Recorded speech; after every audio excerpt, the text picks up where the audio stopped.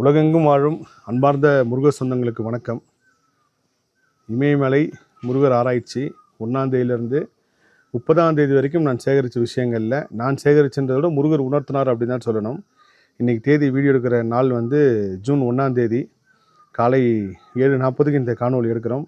கிட்டத்தட்ட 3 நாளாக இந்த காணொலி எடுக்கணும்னு பிளான் பண்ணி பல தடங்கல்கள். ஆனால் அந்த தடங்கள்லாம் ஏன் வந்தது அப்படின்னா, நேற்று ஒரு இடத்துக்கு போயிருந்தோம். அந்த இடத்துல இருக்கிற விஷயத்தையும் சேர்த்து சொல்லணும் தான் முருகப்பெருமான் இதை ஒரு காரணமாக வச்சுருந்துருக்காருன்னு நான் யோசித்தேன். அதில் ஒரே ஒரு உதாரணம் சொல்கிறேன். இந்த பயணம் ஃபுல்லாக எங்கள் கூட ஒரு சக்தி பயணிச்சுது, ஒரு முருக சக்தி பயணிச்சுது, முருகர் வழி நடத்துகிறான்றதுக்கு ஒரு உதாரணம். நேற்று நாங்கள் கிட்டத்தட்ட ஒரு 8 மணி நேரம் ட்ராவல் பண்ணி ஒரு இடத்துக்கு போகிறோம். இங்கேருந்து ஒரு இடத்துலேருந்து இன்னொரு இடத்துக்கு. அந்த மலைப்பாதை குறுகிய மலைப்பாதை, ஒரு வழி போக்குவரத்து மட்டும்தான். ஒரு குறிப்பிட்ட இடத்துல ஒரு பறவை எங்களுக்கு முன்னாடி யதார்த்தமாக நிற்கிது. ட்ராவல் போயிட்டுருக்கோம். அந்த பறவை நவரவே இல்லை, ஸ்லோவாக பறந்த போது. அதனால் எங்கள் காரை ஸ்லோ பண்ணோம். அந்த பறவை ஸ்லோவாக பறந்து போனோன்னா நாங்கள் காரை ஸ்லோ பண்ணி திரும்புகிற இடத்துல பார்த்திங்கன்னா ஒரு பெரிய லாரி. உண்மையில் அந்த பறவை வரலன்னா ஒரு பெரிய விபத்து ஏற்பட்டிருக்கும். டிரைவரே ரொம்ப மெய்சிலிர்த்து சொன்னார், அந்த பறவை ஸ்லோ பண்ணாலும் நாங்கள் ஸ்லோ பண்ணலைன்னா கண்டிப்பாக அந்த லாரி மேலே போய் இடிச்சிருப்போம். அவரும் ரொம்ப வேகமாக வந்தார். இப்படி பல இடத்துல முருகர் எங்களை கூட்டு போய் காப்பாற்றி இந்த விஷயத்தில் சொல்ல வச்சுருக்காருன்னு தான் சொல்லணும். இப்போ நான் சொல்லக்கூடிய விஷயங்கள் அனைத்துமே எந்த காப்பிரைட்ஸும் கிடையாது. இதில் நான் 20% மட்டும்தான் நான் கண்டுபிடிச்சது. நான் மீன்ஸ் முருகர் உத்தரவோட மிச்ச 90% இதுக்கு முன்னாடி நிறைய பேர் சொல்லியிருந்தது நான் சேகரித்து தான் சொல்கிறேன். இதில் எந்த காப்பிரைட்ஸும் கிடையாது. இதை யார் வேணாலும் பயன்படுத்தி எடுத்து சொல்லலாம். குறிப்பாக எனக்கு இது ஆங்கிலமாக சொல்ல முடியாதனால யாராவது ஆங்கிலம் பேசக்கூடியவர்கள் இருந்தாலும் இந்த விஷயத்தை இந்த மாதிரி முருகர் இந்த இடத்துல இருக்காருன்னு சொல்லி நீங்கள் எடுத்து கூட சொல்லலாம். இது உலகம் ஃபுல்லாக இருக்கிற முருக பக்தர்களுக்கு இந்த காணொலி சமர்ப்பணம். இது எல்லாருக்குமே சொந்தம். இந்த காணொலி, இந்த விஷயம் எல்லாருக்குமே சொந்தம் தான். இது தனிப்பட்ட முறையில் ஜேஎஸ்கே கோபின்ற ஒருத்தருக்கு மட்டும் கிடையாது. இதில் இந்த முழுக்க இந்த ஆராய்ச்சி மூலயமா நான் சொல்ல வருவது எல்லாமே முருகர் உத்தரவுப்படி முருகர் யுகத்தை பற்றின ஒரு விஷயமா தவிர இல்லை தனிப்பட்ட புகழுக்காகவோ இல்லை நான் இமயமலை பயணம் செய்து ஏதோ பெருசாக கண்டுபிடிச்சிட்டேன்ற ஒரு பெருமைக்காகவே கிடையாது. முருக சக்தி எப்படி இயங்குது, முருகர் எப்படிலாம் இருந்திருக்கார் இந்த உலகத்தில்ன்றது தான் முதல்ல ஆரம்பிப்போம். முதல் விஷயம் என்னென்னா, நிறைய விஷயங்கள் நான் நோட் பண்ணி வச்சுருக்கேன். ஃபஸ்ட்டு விஷயம் என்னென்னா, நம்ம இந்தியா முழுவதும் முருகர் சக்தி இருக்குன்றது எல்லாருக்குமே தெரிஞ்ச விஷயம். அதில் தமிழ்நாட்டில் அதிகமாக இருக்குது. தமிழ்நாட்டில் முருகர் வழிபாடு பெருசாக இருக்குதுன்னு சொல்லிட்டு. ஆனால் உலகம் ஃபுல்லாக முருகர் வழிபாடு இருந்திருக்கு. அதுதான் ஃபஸ்ட்டு பார்க்க போகிறீங்க. மராட்டிய மக்களோட குலதெய்வம் முருகராக இருந்திருக்கார். அந்த முருகர் பேர் குமாரகுப்தர். அதுக்கப்புறம் கர்நாடக மக்களோட குலதெய்வமாக ஒரு கட்டத்தில் கார்த்திகேயா முருகன் ஒருத்தர் இருந்திருக்காரு. கேரளா மக்களோட குலதெய்வமாகவும் சுப்பிரமணிய சுவாமின்னு ஒருத்தர் இருந்திருக்காரு. குஜராத், நேபாளில் பெரிய அளவுக்கு முருகர் வழிபாடு இருந்திருக்கு. அங்கேயும் குமாரகுப்தர்ன்ற பேரில் முருகர் வழிபாடு இருந்திருக்கு. இந்தோனேஷியா, பங்களாதேஷ், எகிப்து, இந்த 3 ஊர்லேயுமே முருகர் வழிபாடு இருக்குது. ஸ்கந்தன்ற பேரில் இருந்திருக்கு. அதில் எகிப்தில் ஸ்கந்தன்ற ஒரு இடமே இருந்ததாகவும் அங்கே வேல் வழிபாடு நடக்கப்பட்டதாகவும் இதுக்கு முன்னாடி கடல் ஆராய்ச்சியாளர்கள் நிறைய பேர் சொல்லியிருக்காங்க. முருக சக்தியிலும் நான் நிறைய விஷயங்கள் தேடி போகும்போது இதை ஊர்ஜிதமாக சொல்லியிருக்காங்க. அடுத்தது பெல்ஜியமில் முருகர் வழிபாடு இருந்திருக்கு. பெல்ஜியமில் பார்த்துங்க, பெல்ஜியம் எவ்வளோ தூரத்தில் இருக்குது, அங்கே முருகர் வள்ளி வழிபாடு இருந்திருக்கு. அதே மாதிரி முருகரோட முதல் வாகனம் பார்த்தீங்கன்னா ஆடு தான் ஃபஸ்ட்டு. அதுக்கப்புறம் தான் யானை வருது, அதுக்கப்புறம் தான் மயில் வருது, சேவல் வருது எல்லாமே. இது ஒரு பெரிய அதிசயம். இதை நான் படத்தோட உங்களுக்கு இப்போ அடுத்த இன்னும் ஒரு சில மணி நேரத்தில் நான் சொல்கிறேன் அந்த விஷயத்த. சரி, முருகருக்கு எவ்வளோ வருஷம் வழிபாடு இருந்திருக்கு இந்த இந்தியாவில்? 8000 வருடங்களுக்கு முன்பே முருகர் வழிபாடு இருந்திருக்கு.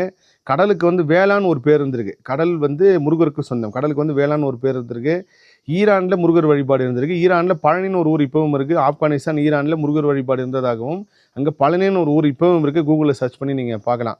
அதே மாதிரி இப்போ நம்ம சொல்கிறல முருகர் வழிபாடு இந்த ஆகமத்துக்குள்ளே கட்பட்டது நம்ம இப்படின்னு சொல்லி இப்போ சமீபத்தில் கூட வேல் மட்டும் வச்சு வழிபடலாமா அப்படின்னு நிறைய பேருக்கு சந்தேகங்கள் இருந்துச்சு. ஆனால் இந்த கலியுகத்தில் நம்ம இப்போ இருக்கிற யுகமில் இந்தியாவில் முருகர் எப்படி வேணாலும் வழிபடக்கூடிய தெய்வம். நீங்கள் குழந்தையா நினச்சி வழிபடலாம், குமரனாம் நினச்சி வழிபடலாம், இல்லை முதியோராக நினச்சி வழிபடலாம். அதே சமயத்தில் வேல் மட்டும் வச்சு வழிபடலாம். வேல் தனியாக வைக்கக்கூடாது. வேல் வச்சா எலுமிச்சம்பழம் வைக்கலாம். நிறைய காணொலிகள் இப்போ வந்தப்போ நிறைய பேர் பயந்து என்கிட்ட கேட்டிங்க.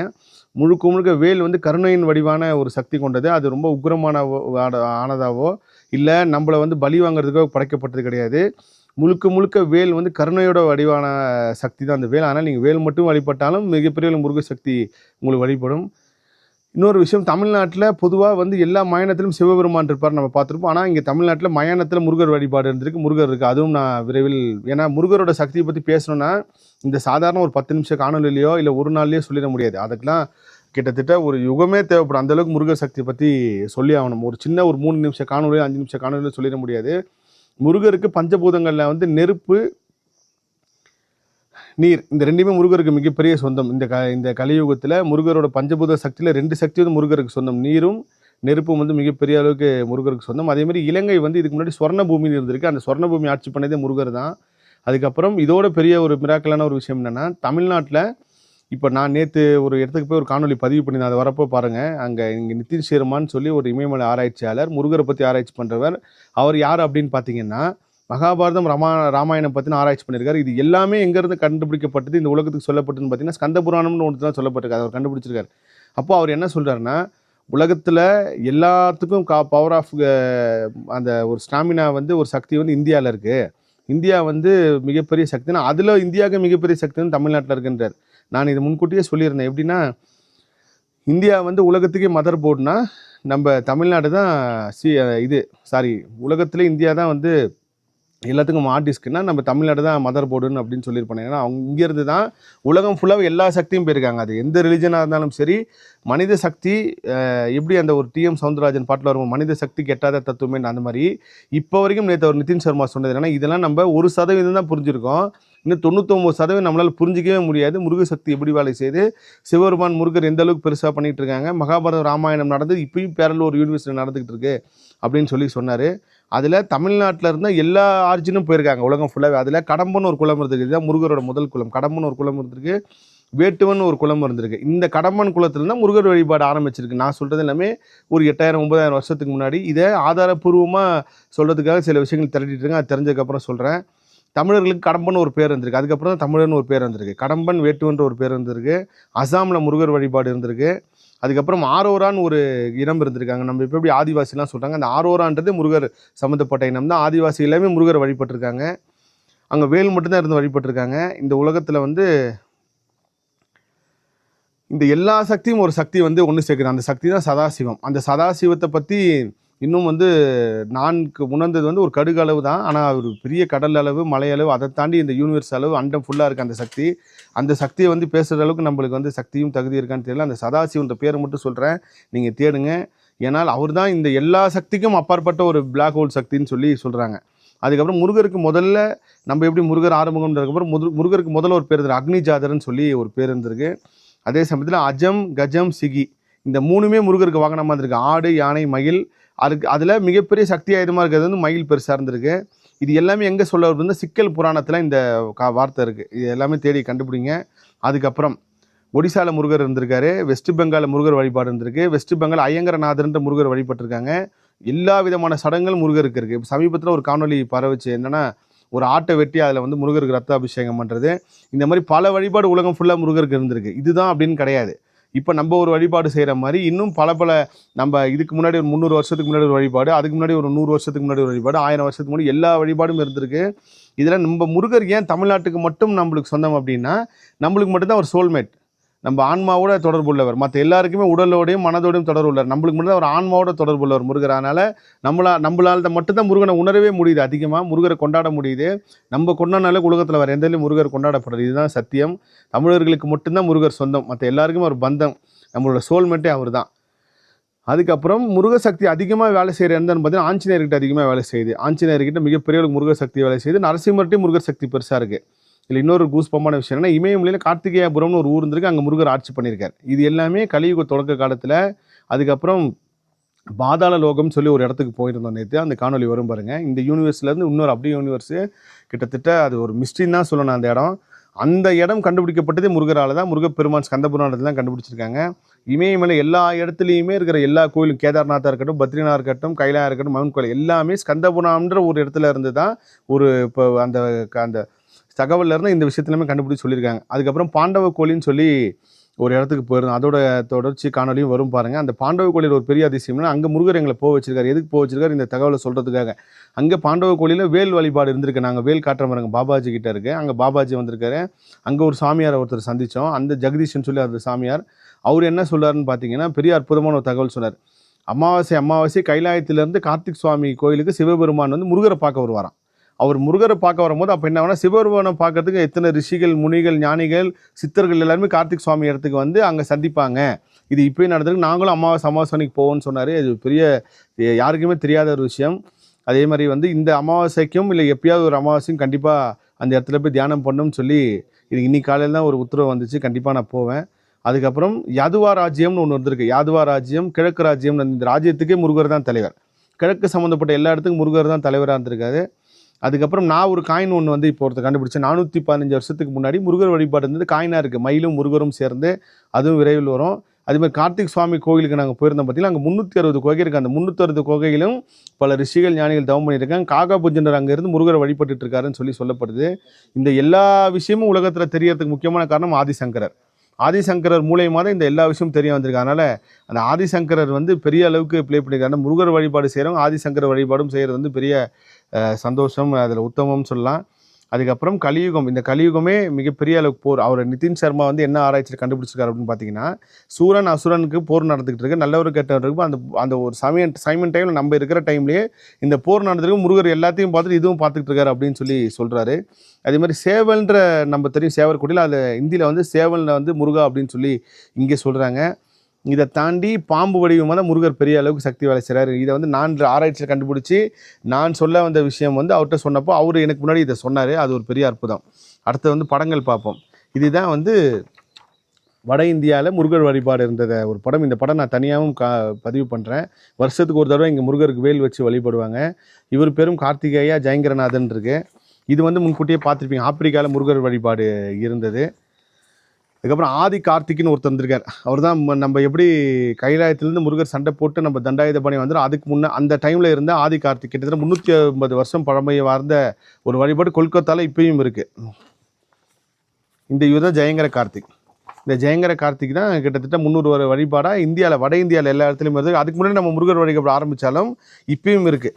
அதே சமயத்தில் சிவனை விட முருகர் ஒரு படி உயர்ந்தவர்னு சொல்லி கந்தபுராணத்தில் சொல்லியிருப்பார். என்னிலும் உயர்ந்தவர் முருகர்னு சொல்லி அதை ஊர்ஜிதப்படுத்துகிற மாதிரி தான் அங்கே நம்ம கலியுகத்தில் மிகப்பெரிய ஞானதேசியில் வந்து இந்த திருவேற்காட்டில் இந்த சிலை இருக்குது. சிவபெருமானுக்கு மேலே முருகர் இருக்கிற மாதிரி அதை உணர்த்துகிற விதமாக தான் இந்த சிலை இருக்குது. அதே மாதிரி திருவடைக்கடையிலையும் இருக்குது. முருகருக்கு முன்னாடி தான் சிவபெருமான் இருப்பார். முருகர் வந்து வேலோட இருந்ததை நம்ம பார்த்துருப்போம். அதே சமயம் வில்லோட இருந்திருக்காரு. இது வந்து ஒரு மியூசியமில் இருக்குது இந்த சிலை. வில்லோட முருகர் இருந்த சிலை. இப்போ நம்ம வில்லோட அன்பட்டுன்னு கடலூரில் இருக்கல, அந்த இடத்துக்கு இதுக்கும் பெரிய தொடர்பு வந்திருக்கு. இவரும் கிட்டத்தட்ட கார்த்திகேய முருகர் தான், வட இந்தியாவில் வழிபாடு இருக்கிற முருகர். அதே மாதிரி நாயன்மார்கள் நம்ம பார்த்துருப்போம், ஆழ்வார்கள் பார்த்துருப்போம். வைஷ்ணவ வழிபாடிலையும் முருகரோட வேல் வந்து பெருசாக இருந்திருக்கிறதுக்கு உண்டான படம் தான் இது. இது பெரிய விஷயமா சொல்லணும். இது தனியாக இங்கே நாயன்மார்கள் பக்கத்தில் வேல் இருந்திருக்கு பாருங்கள். அதுக்கப்புறம் இந்த முருகர் நம்ம முருகர் தான், எப்படி வித்தியாசமாக இருப்பாருங்க. இது வந்து பெரிய ஒரு அற்புதமான முருகர். இவர் பேரும் ஜெயங்கர கார்த்திக் ஐக்னிநாதர் அப்படின்னு சொல்கிறாங்க.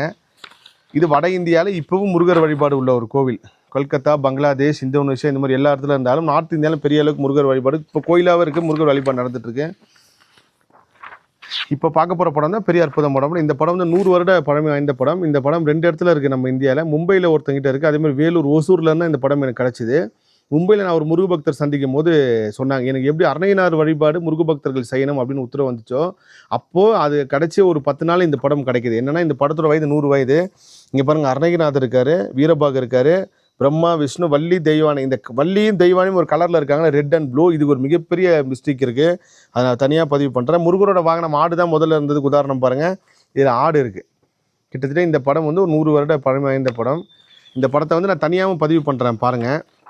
பெரிய ஹிஸ்ட்ரி இந்த படம். இதில் சேவல் கொடியோட முருகர் இருக்கார் பாருங்கள். இது வந்து வட இந்தியாவில் முருகர் பயணம் பண்ணியிருக்காரு, அர்ணகிரிநாதர் பயணம் பண்ணியிருக்காரு. அர்ணகிரிநாதர் உலகம் ஃபுல்லாக பண்ணியிருக்காரு. எங்கள் கைலாயம் வரைக்கும் வந்து முருகரை பாடியிருக்காரு. அதுக்கப்புறம் இது பாருங்கள், கர்நாடகாவில் ஒரு இடத்துல நரசிம்மரோட முருகர் இருக்கிற அவதாரம். நான் சொன்ன ஆஞ்சநேயருக்கு பெரிய சக்தி இருக்குது, முருகருக்கு பெரிய சக்தி இருக்குன்னு சொல்லி அந்த மாதிரி எல்லா இடத்துலையும் முருகர் வழிபாடு இருந்திருக்கு. இது நான் திரட்டினது எல்லாமே ஒரு 4% 5% தான். இன்னும் 96% புரிஞ்சிக்க முடியாத அளவுக்கு இருக்குது. இது எல்லாமே வந்து நான் சொன்னது காரணம் வந்து என்னென்னா, முருக சக்தியை பற்றி பேசணும், முருக சக்தியை மக்கள்கிட்ட கொண்டு போகணும். முருகர் கொடுத்த பணி தான். நான் ஜேஎஸ்கே இமாலயம் சாப்டர்ஸ்ன்னு சொல்லி போட்டிருந்தேன். சாப்டர்ஸ்னால் இது இதோட முடியாது. கோபியோட காலத்துக்கு அப்புறம் கண்டிப்பாக என்ன மாதிரி ஒரு 100 கோபி வந்து பேசுவாங்க. இது எல்லா மக்களுக்கும் தெரிய வரும். நான் வந்து 22 வந்து பேட்டி கொடுக்க ஆரம்பிக்கிறேன் முருகர் பற்றி. அப்போ சொன்ன 14 வருஷம் முருகர் யுகம் இருக்கும் அப்படின்ட்டு. இப்போ தான் 25 நம்ம வந்திருக்கோம். இதுக்கப்புறம் வைகாசி விசாகத்துக்கப்புறம் மிகப்பெரிய அளவுக்கு முருகர் வழிபாடு வந்திருக்கும். இந்த காணொலியோட தொடர்ச்சியாக நான் கேதார்நாத், பத்ரிநாத்தில் போய் உணர்ந்த விஷயங்கள். அதுக்கப்புறம் நான் சொன்னல ஒரு இங்கேருந்து வேறு ஒரு உலகத்துக்கு பயணித்து போனோம். அது கிட்டத்தட்ட ஒரு 100 அடிக்கு மேலே கீழே இருந்துச்சு, பூமி கீழே. அந்த இடம் இது சம்மந்தம் எல்லா காணொலியும் வரும் பாருங்கள். இந்த ஒரு சிறிய காணொலி இது மட்டும்தான் சொல்ல முடிஞ்சுது. இன்னும் இது மாதிரி பல காணொலிகளில் நான் முருக சக்தியை பற்றி எல்லா விஷயத்தையும் நான் சொல்கிறேன். இது எல்லாமே கூஸ் பம்ப்ஸாக இருக்கும். திரும்பவும் சொல்கிறேன், உலகம் ஃபுல்லாக முருகர் ஆட்சி பண்ணியிருக்காரு, உலகம் ஃபுல்லாக முருகர் வழிபாடு இருந்திருக்கு. ஆனால் தமிழர்களுக்கு மட்டும்தான் முருகர் சொந்தம். முருகர் தான் நம்மளோட சோல்மேட்டு. நம்ம அடிக்கடிக்கு சொல்ல முருகர் என்ன சோதிக்கிறாரு, முருகர் கை விட்டார்னு கிடையாது. முருகரோட கடைக்கண் பார்வை முருகா அப்படின்னு நீங்கள் ஒரு பேப்பரில் எழுதி வழிபட்டால் அந்த சக்தி உங்களை காப்பாற்ற ஆரம்பிச்சிடும் தான். நான் இமயமலைக்கு முதல் பயணம் வரப்போ இருந்த மன உளைச்சல் வேதனையோட 2வது பயணம் வரப்போ மிகுந்த பயணத்தை ரத்து பண்ணுற அளவுக்கு பெரிய தடங்கல்கள், சோதனைகள். நான் விமான நிலையத்தில் வரப்போலாம் ரொம்ப இறுக்கமான மனநிலையோட தான் வந்தேன். ஆனால் இவ்வளவும் நான் அந்த ஒரு இடத்துக்கு போனதுக்கப்புறம் எல்லாமே மாறிடுச்சு. ஏன்னா அதை விட இது ஒன்று பெரிய ஒரு பிரச்சனை கிடையாது. ஓகே, முருகர் நம்மளுக்கு இப்பேற்பட்ட ஒரு விஷயத்த சொல்லியிருக்காரு. இந்த விஷயத்தை கலெக்ட் பண்ணி சொல்கிறத விட ஒரு பெரிய இது கிடையாது. எதுவாக இருந்தாலும் பார்த்தலாம் முருகர் இருப்பாருன்னு சொல்லி. ஏன்னா அவ்வளோ தடங்களுக்கு வந்துச்சு. எப்பயுமே ஒரு தெய்வ சக்தி இன்னொரு இடத்துக்கு கடத்துறது ஒரு சாதாரண விஷயம் கிடையாது. அதில் பல சோதனைகள் இன்னல்கள் வரும். அதே மாதிரி தான் இந்த பயணம் இருந்துச்சு. இன்றைக்கி இந்த ஜூன் 1 இந்த காணொலியை நீங்கள் பார்ப்பீங்க. இதுலேருந்து தொடர்ச்சியாக பல காணொலிகள் வரும். முருகரிகம் ஆரம்பம். எல்லா புகழும் முருகனுக்கே. நன்றி.